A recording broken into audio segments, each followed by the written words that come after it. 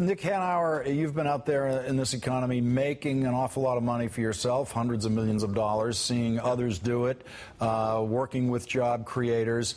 What do you hear, just anecdotally, in the world of real job creators, people running companies that really do the hiring out there, in terms of what factors determine when they do their hiring? Well, I just have to start by saying that it's just dead false that people who run companies are job creators. This idea is a way of completely misunderstanding how economies truly work. The people who create jobs are our nation's the middle class. When a middle class consumer buys something from a company, that is what creates jobs. And that's why it doesn't matter very much if rich people pay higher rates of tax, because the true engine of job creation is a thriving middle class. And you know, if somebody like me who makes millions or tens of millions or hundreds of millions of dollars a year pays a little bit more, it has virtually no effect on growth. And Ezra, we've heard Warren Buffett say that he's never made a business decision based on what marginal tax rates were. Like Nick, he looks at things like consumer demand and this sort of thing to determine when you should make different kinds of moves in this economy. Yeah, I mean, imagine your marginal tax rate can be 25% or 50%, and you make another $1. Either way, you just made a profit. Now, you might not care as much about that profit if it's 50%, if it's 50 cents rather than 25, but it remains a profit. But that's something to what Nick said. Peter Diamond is this Nobel Prize-winning economist, and he made this point to me I thought was very, very, very fascinating. He said, when you're worried about job creation, you're not thinking about people, you're thinking about businesses. Businesses are what create jobs, and primarily the kind of businesses that create jobs are small, new ones. We tend to have much more job growth in new firms than we have in older firms or in larger firms. And when you're worried about small new firms, what you're worried about is their ability to get capital. You're worried about their ability to get the amount of money they need to expand. If you're a big firm, it's easy to borrow. If you're a rich person, it's easy to start a firm.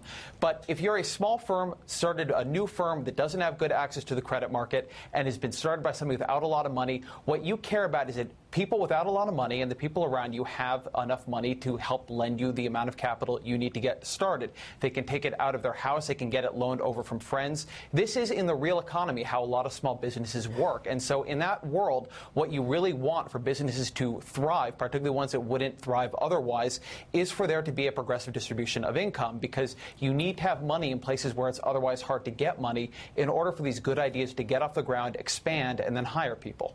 Nick, I really like your correction of our language about this, when you, which is also our conceptual frame, when you say that job creators are the middle class, the consumers who create the demand for a product. So we will call what Republicans are referring to as job creators, let's refer to them as the hirers, the people who do the hiring, in effect, the people who own the companies, that run the companies, that do the hiring. Making the hiring decision involves a set of factors, and when you hear Republicans say that the hiring decision is based on what the income tax rate is, what would your response be to them? It's the silliest lie ever told. Look, anyone who's ever run a business knows that creating jobs is the course of last resort for capitalists. It's what we do if and only if rising consumer demand requires it. Look, if there was a shred of truth to the idea that the more profitable a company was, or the more capital available, or the more jobs we would create, the more capital available there was, then today, Lawrence, we would be drowning in jobs. American corporations are sitting on $2 trillion of cash. The nation is awash in capital. That's not the problem. And it all starts with this misconception that businesses are job creators. It's like a business person calling themselves a job creator is like a squirrel claiming to have created evolution. It's just not true. It's the other way around. The Romney people put it beautifully this week when one of them said that there are people who are the engines of the economy, the job creators, and everyone else who relies on that engine. And this This way of expressing it shows perfectly how deeply we misunderstand the economy. The economy is characterized by feedback loops like any ecosystem, and it's about a circle of life feedback loop between customers and businesses. Ezra, basic economics courses teach basically that, but politics just loses that the concept completely.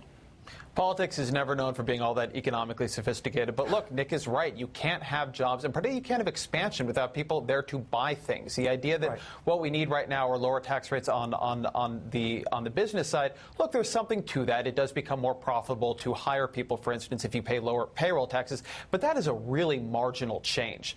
The reason you hire people is because you need to hire them because there are profitable opportunities you can only take advantage of if you have more people. And so until you get money into the pockets of the people who buy things, which you can do by hiring them to build infrastructure, which you can do by giving them tax cuts that affect people who have a high propensity to spend, people who actually go out and use the money to buy groceries, you're not going to see fast job creation, not because there's something deeply wrong with the economy and not because businesses' taxes are too high, but because businesses are doing what they should be doing and not expanding when they don't have profitable opportunities. The moment they have enough sales to expand, they will expand.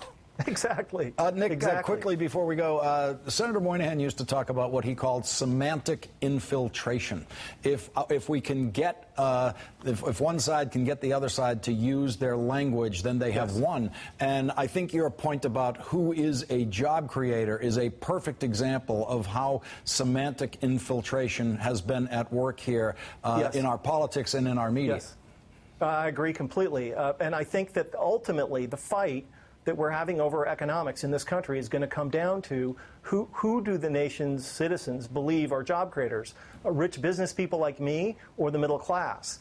We've had 30 years of trying out the idea that rich people like me are job creators, and we've seen what happened. I think it's time to try a new way. Nick Hanauer and Ezra Klein, thank you both for joining me tonight. Thanks so much for having us.